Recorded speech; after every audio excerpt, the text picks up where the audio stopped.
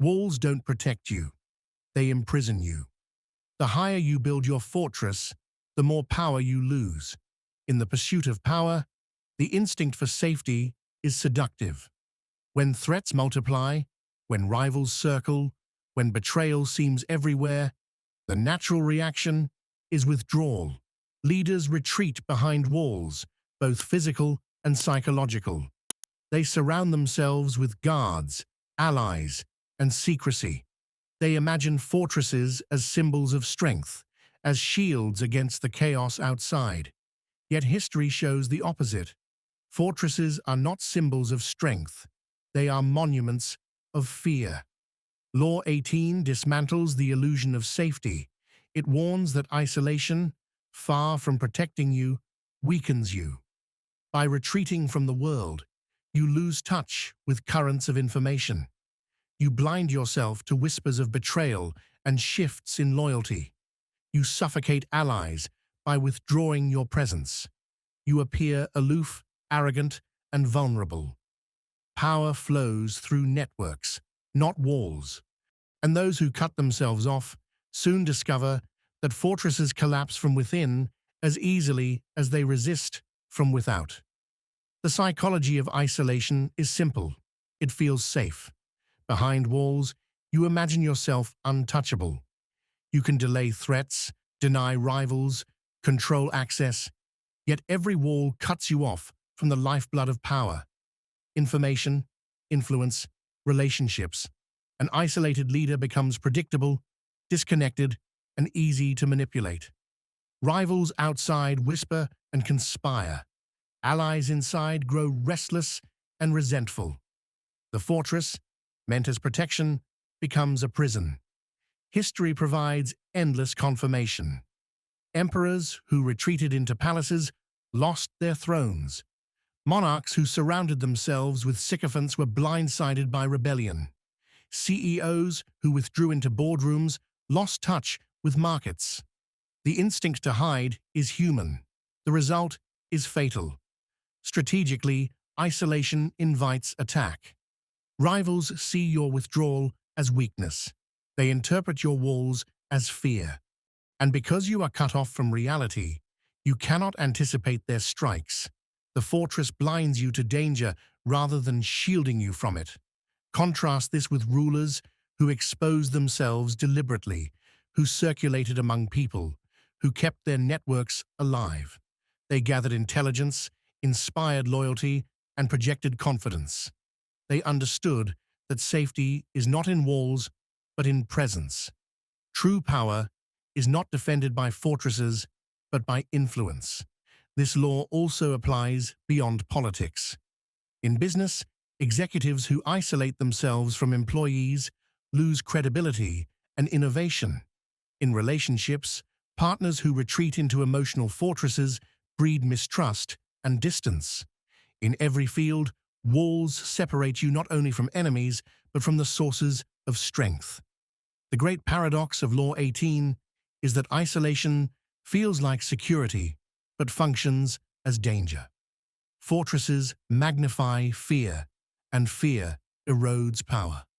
The more you hide, the more vulnerable you become. The path to true safety is not retreat, it is engagement. To be secure, you must stay exposed, connected, and visible. In this chapter, we will follow the story of a king destroyed by his fortress, undone by the very walls he trusted. We will explore the psychology of why humans crave isolation and why it always weakens. We will examine secondary examples, emperors, dictators, CEOs who lost power by withdrawing, and those who gained it by remaining exposed. We will dissect the mistakes of beginners who confuse walls with protection and lay out tactics for real security, mobility, networks, presence. Because the truth is brutal, fortresses do not save you. They announce your fear.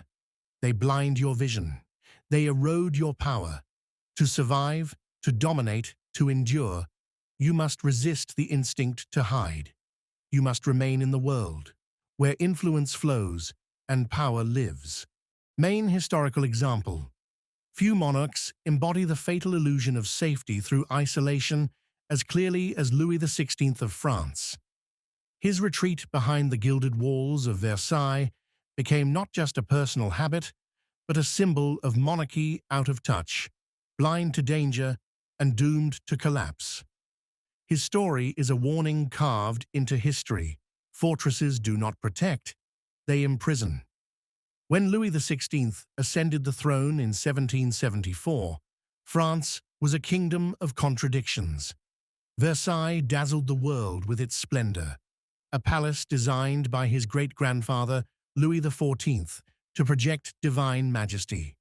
Yet beneath the glitter, the kingdom groaned under debt, inequality, and resentment. Nobles feasted, while peasants starved. Revolutionary ideas spread in cafes and pamphlets.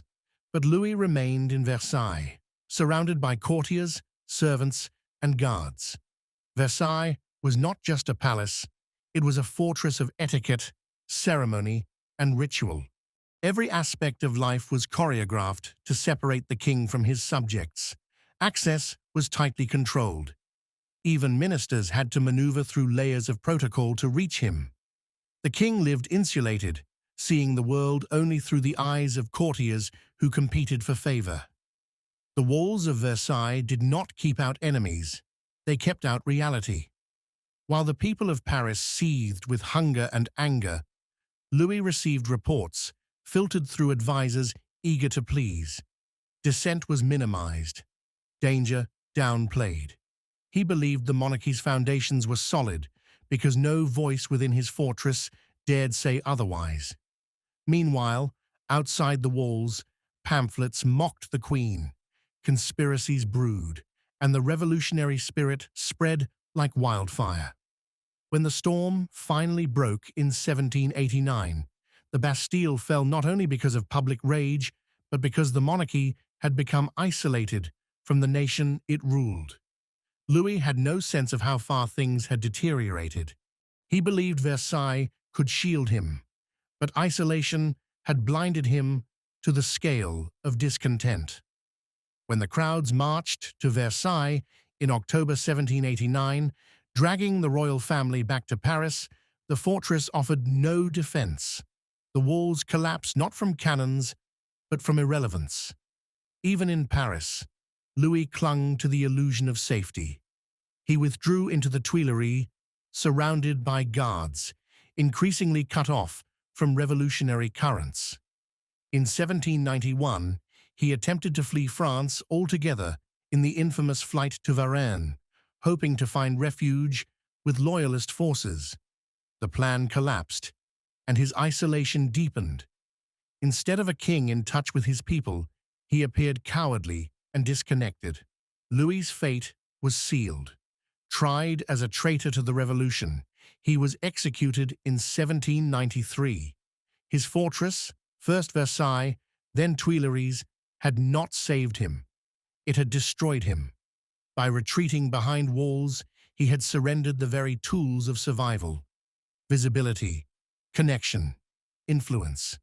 Contrast Louis XVI with leaders who engaged rather than withdrew. His great-grandfather, Louis XIV, had understood the importance of presence. Though he centralized power at Versailles, he circulated among nobles constantly, using proximity to dominate them.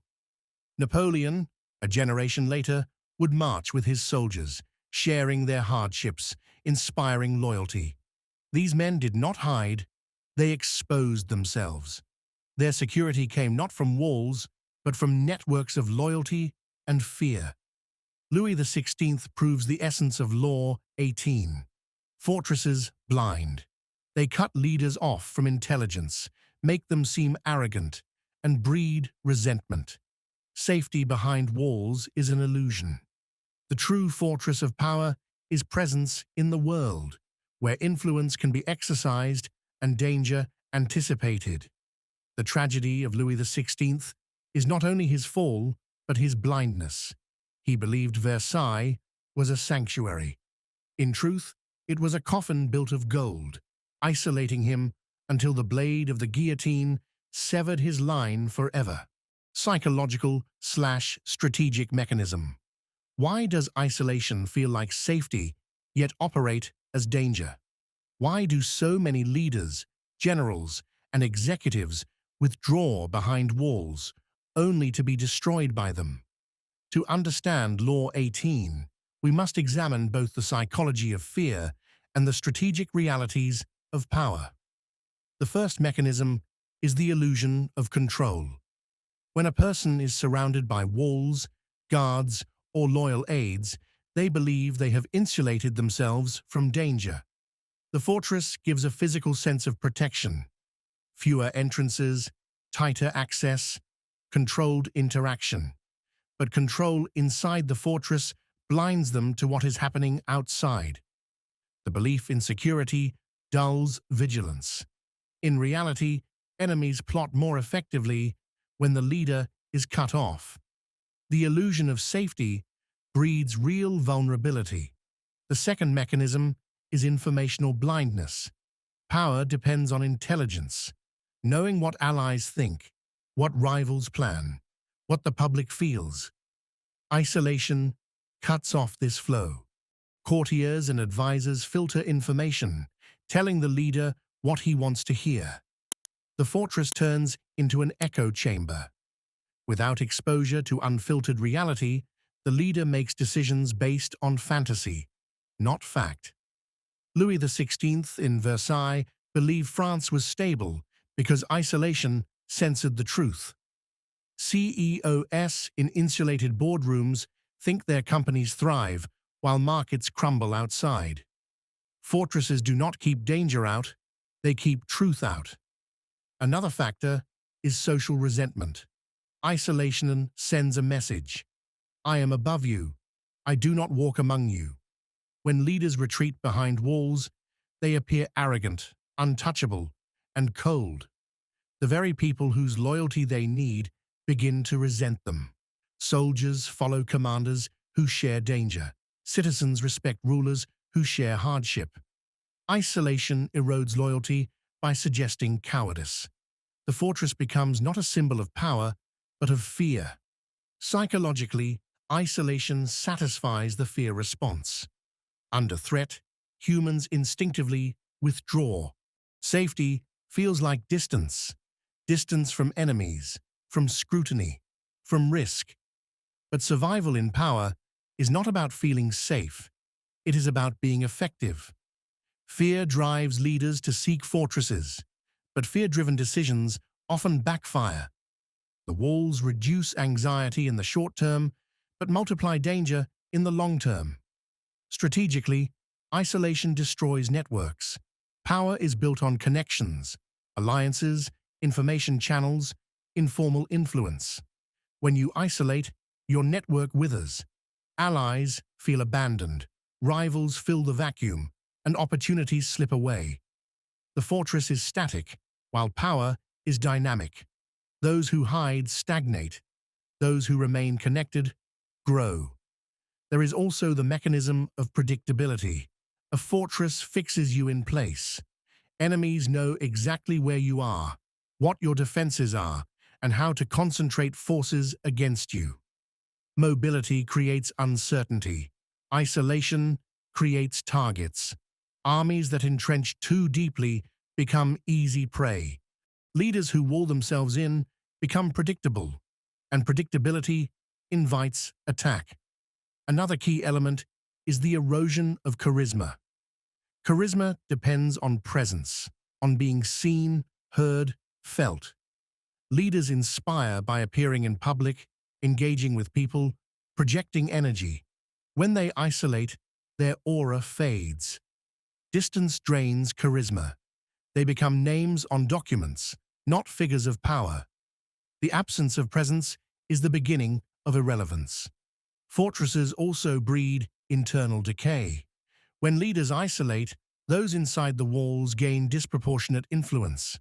Advisors, guards, and insiders manipulate access, filter truth, and pursue personal agendas. Power shifts from the isolated leader to the gatekeepers. The fortress corrupts from within. kings surrounded by sycophants, CEOs insulated by executives, generals trapped by staff officers.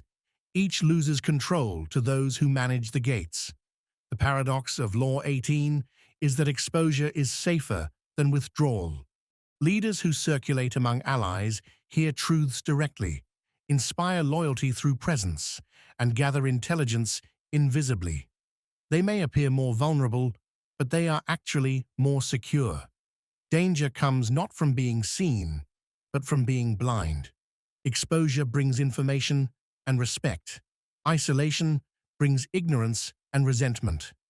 Finally, there is the psychological effect of courage.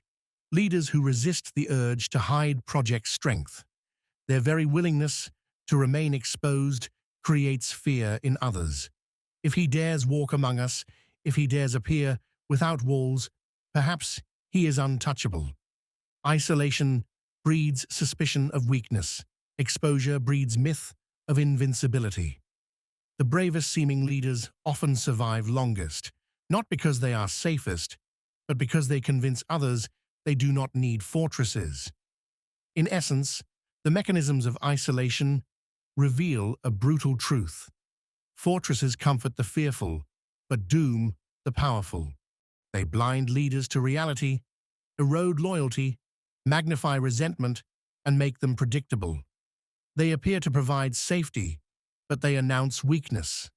The path to survival is not walls, but networks, not retreat, but engagement, not isolation, but presence. Secondary examples. One of the starkest contrasts to Louis XVI's fate is Julius Caesar. Unlike many Roman leaders who barricaded themselves in villas and surrounded themselves with guards, Caesar deliberately exposed himself to the public. He walked the streets of Rome without excessive protection, attended festivals, and mingled with commoners. This openness created loyalty, not vulnerability. Citizens felt he belonged to them. His visibility became armor, making it harder for rivals to conspire openly against him. Ironically, Caesar was killed not by mobs, but by senators inside the Senate. Proof that isolation blinds, but presence creates both connection and myth. Another striking example of the dangers of isolation is Adolf Hitler in the final years of World War II. As Germany crumbled, Hitler retreated into his underground bunker in Berlin. Cut off from reality, surrounded by sycophants, he issued delusional orders to armies that no longer existed. His isolation accelerated collapse. He was blind to the despair of his people and the true scale of defeat. The bunker, meant to be a sanctuary, became his grave.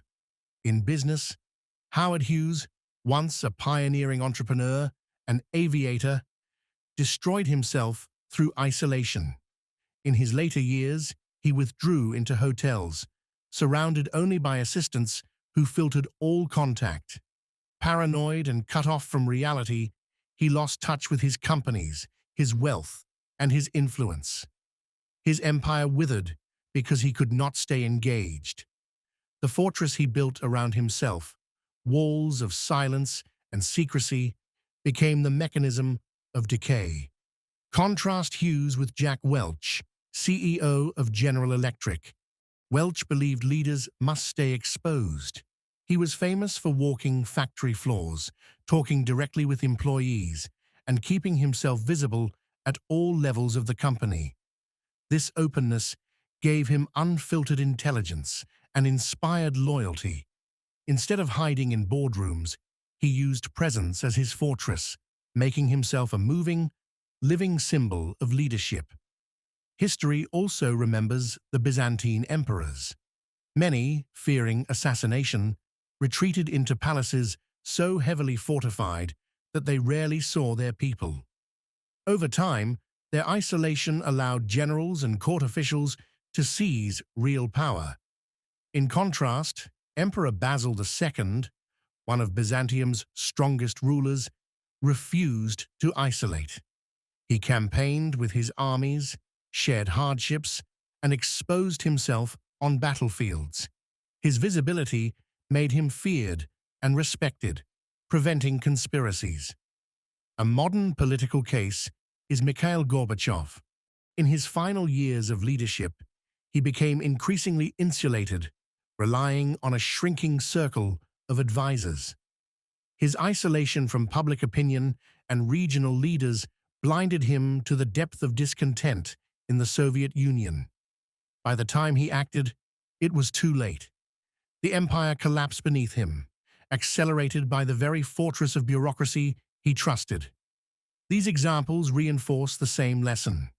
Isolation feels safe, but kills influence. Presence feels risky, but builds strength. Leaders who engage, Caesar, Welch, Basil II, thrive longer and command deeper loyalty. Leaders who hide, Louis XVI, Hitler, Hughes, Gorbachev, become blind, resented, and doomed. Fortresses are prisons. Presence is power. The wise choose the risk of exposure over the illusion of isolation. Beginner mistakes. The instinct to isolate is ancient. When danger looms, when rivals gather, when betrayal seems near, retreat feels safe. Walls, gates, bodyguards, and layers of protocol give the illusion of security. But in the game of power, this instinct is deadly. Beginners fall into predictable traps when they try to protect themselves through isolation. The first mistake is confusing walls with safety. Amateurs believe that the higher they build their fortress, literal or metaphorical, the safer they are. They forget that walls not only keep enemies out, but also keep them in. Every barrier cuts them off from information, allies, and influence. Rivals conspire outside, while inside they hear only filtered voices. They feel safe, but are blind. The second mistake is mistaking isolation for strength. Beginners think withdrawal projects authority. That distance makes them untouchable. In reality, it signals fear. When a leader hides, others sense weakness. Enemies see opportunity. Allies lose faith. A fortress does not say, "I am powerful," it says, "I am afraid." Another error is over-reliance on gatekeepers. When isolated, leaders depend on advisors, guards, or executives to filter reality. These gatekeepers become the true power, deciding what information reaches the top. Flatterers rise, critics are silenced, and decisions are made in ignorance. The leader believes he rules, but in truth, he has become a prisoner of those inside the fortress. The fourth mistake is losing visibility. Beginners forget that power is as much performance as substance. Presence inspires, absence breeds doubt. Soldiers fight harder when they see their commander. Employees work harder when they feel their CEO walks among them. Citizens obey more when rulers are visible. Isolation erases visibility. The leader becomes a rumor, not a figure. Respect decays into indifference. A fifth mistake is failing to read the environment. Isolated leaders make decisions detached from reality. They cannot sense shifting moods, hidden resentments, or silent plots. By the time danger becomes visible, it is too late. Louis XVI never grasped how deep revolutionary anger ran until the gates of Versailles fell. Beginners who hide always learn the truth last, and the truth arrives with violence. Another fatal flaw is mistaking bureaucracy for protection. Some build layers of procedures and protocols around themselves, believing complexity shields them. In reality, bureaucracy isolates them further. Messages are delayed, distorted, or blocked entirely. Enemies exploit the gaps. Allies grow frustrated. The leader, wrapped in paperwork and protocol, becomes slower and weaker than his rivals. The seventh mistake is withdrawing emotionally in relationships. Power is not only political. In personal life, beginners often retreat into emotional fortresses, silence, distance, withdrawal, believing it protects them from hurt. Instead, it breeds mistrust. Partners feel abandoned, colleagues sense detachment, friends drift away. Isolation does not prevent betrayal, it accelerates it. Another error is mistaking digital walls for real power. In modern business, leaders often isolate behind screens, emails, or virtual meetings. They believe remote distance protects authority. In reality, it disconnects them from the pulse of their organizations. Innovation stalls, morale collapses, rivals seize the gap. Technology becomes a fortress of convenience and a trap. A ninth mistake is confusing exclusivity with isolation. Strategic scarcity of presence can raise value, but beginners push it too far, withdrawing entirely. Scarcity becomes absence, and absence becomes irrelevance. The leader is forgotten, replaced by someone visible. The fortress that was meant to magnify their value erases them instead. Finally, the most dangerous mistake is trusting fear instead of strategy. Beginners isolate not as part of a plan, but as a reflex. Fear dictates their actions. They build walls higher, withdraw further, cut more connections. But fear is a poor strategist. Each step of retreat feeds the enemy's confidence. Each wall built makes collapse more likely. The pattern of failure is clear. Beginners build fortresses, mistake isolation for strength, empower gatekeepers, lose visibility, misread environments, drown in bureaucracy, withdraw emotionally, hide behind technology, confuse scarcity with absence, and obey fear instead of strategy. In every case, the result is the same. They feel safe until the walls fall, and when they fall, there is nowhere left to run. Mastery of power demands the opposite instinct. When fear urges retreat, you must advance. When danger suggests walls, you must build networks. When instinct says hide, you must be seen. Fortresses comfort the weak. Exposure strengthens the strong. The beginner dies behind walls. The master thrives in the open. Actionable tactics. If isolation is fatal, what should replace it? The answer is not reckless exposure, but strategic presence. To master Law 18, you must resist the instinct to hide and instead create security through networks, visibility, and mobility. These tactics will help you stay connected, informed, and powerful without retreating into a fortress. The first tactic is build networks, not walls. Instead of isolating, surround yourself with diverse channels of information. Cultivate allies at every level: nobles and peasants, executives and interns, insiders and outsiders. Networks act as your true defense, providing intelligence and loyalty that walls cannot. A fortress blocks information. A network multiplies it. Second, practice circulate constantly. Presence is protection. Walk among your soldiers, employees, or citizens. Make yourself visible in unexpected places. The effect is twofold.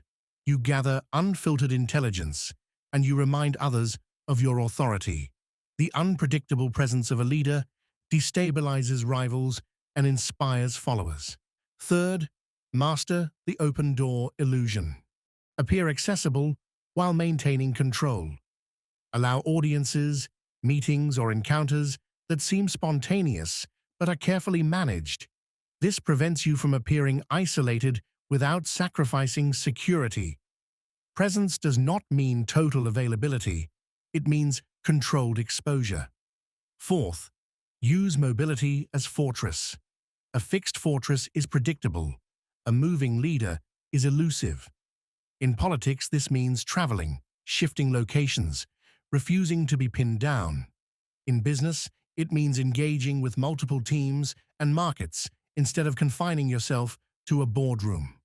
Mobility creates uncertainty for enemies and spreads your influence widely. Fifth, apply strategic listening. Walls cut off information. Break them by listening directly. Hold private conversations, walk factory floors, ask questions to those far below you in hierarchy. Information gathered personally is more reliable than reports filtered by courtiers or managers. Listening is your intelligence network. Neglect it, and blindness returns. Sixth, cultivate selective exposure. Do not hide, but also do not flood yourself into irrelevance. Appear at decisive moments, during crises, launches, victories. Your presence will feel magnified because it is rare, but not absent. The art is in timing. Absence breeds longing. Presence resolves it. Seventh is embed spies and eyes. Instead of walls, use people. Place loyal agents in circles you cannot attend. Let them bring back whispers and moods. Walls silence the outside world. Spies deliver it to your table. Your security comes not from barriers, but from knowledge. Eighth, use symbolic vulnerability. At times, expose yourself deliberately to danger. Walk among your troops without armor. Attend a hostile crowd. Appear without excessive guards. Such gestures project courage and destroy rumors of fear. They also bind followers closer. If you share their risks, they will share your cause. Ninth, master the ritual of presence.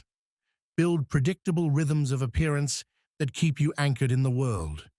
Weekly town halls, monthly factory visits, annual speeches. Rituals remind people you are present and engaged. Ritualized presence prevents isolation while keeping control over exposure. 10th, destroy gatekeeper dependence. Do not let advisors or managers monopolize your access to the outside. Rotate staff, bypass filters, double-check reports. If you rely entirely on those inside the fortress, you become their prisoner. Keep multiple channels of truth, so no one can isolate you. 11th is strategic hospitality. Invite rivals and allies into your space. Fortresses exclude, hospitality includes. By drawing others into your presence, you gather intelligence, charm, and control. Better to host your enemies at your table than let them conspire outside your walls. 12th, cultivate redundancy of influence. Do not anchor your authority in one place, one court, one office. Spread it across multiple centers, alliances, regions, institutions.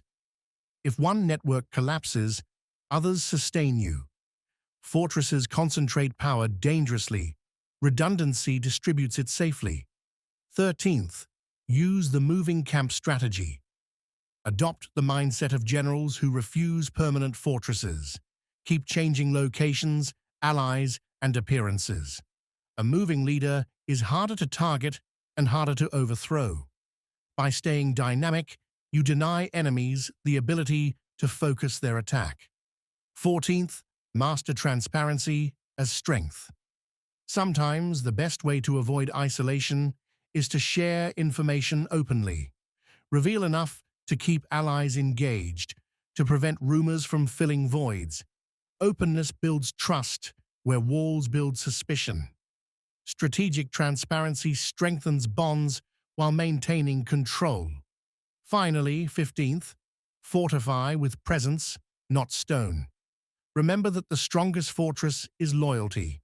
Appear in public, circulate among allies, maintain networks of gratitude and fear. A wall of stone can fall, but a wall of loyalty endures. Do not hide, command by being seen. These tactics replace isolation with engagement, fortresses with networks, blindness with intelligence. They demand courage, but they deliver security. The instinct to hide is strong, but mastery of power requires resisting it. Your safety is not in withdrawal, but in exposure. Your fortress is not stone, but presence. Conclusion: the fortress is the oldest illusion of power. From castles to palaces, from corporate boardrooms to digital bubbles, men and women retreat behind walls, believing they will be safe. But history repeats the same verdict. Fortresses are prisons. They blind, isolate, and weaken those who trust them. Louis XVI believed Versailles would shield him. Instead, it cut him off from the hunger and fury of his people, until revolution tore down both his walls and his crown. Hitler's bunker did not protect him. It suffocated him in delusion until death. Howard Hughes withdrew into silence, and his empire crumbled with him. In every case, walls offered comfort, not security. Law 18 reminds us that true protection lies in presence. Power is not preserved by retreat, but by engagement. Leaders who circulate, who stay visible, who connect directly with allies and rivals alike, gather the intelligence, loyalty, and charisma that fortresses cannot provide. Julius Caesar, walking among Romans, Basil II, campaigning with soldiers, Jack Welch roaming factory floors. These men did not hide, and because of that, they endured. Isolation satisfies fear, but betrays strategy. It feels safe, but it is deadly. It signals weakness to enemies, arrogance to allies, and blindness to reality. It replaces networks with walls, loyalty with resentment, knowledge with ignorance. The fortress is not a shield, it is a trap. The brutal truth of Law 18 is this: safety is not in walls, but in movement, not in isolation, but in networks, not in retreat, but in presence. If you wish to survive, resist the instinct to hide. Be seen, be heard, be engaged. Your true fortress is influence, not stone. If this lesson exposed the danger of hiding, subscribe now, because here we strip illusions from power. Next time, we'll dissect Law 19. Why knowing who you're dealing with is the difference between survival and destruction. Don't miss it.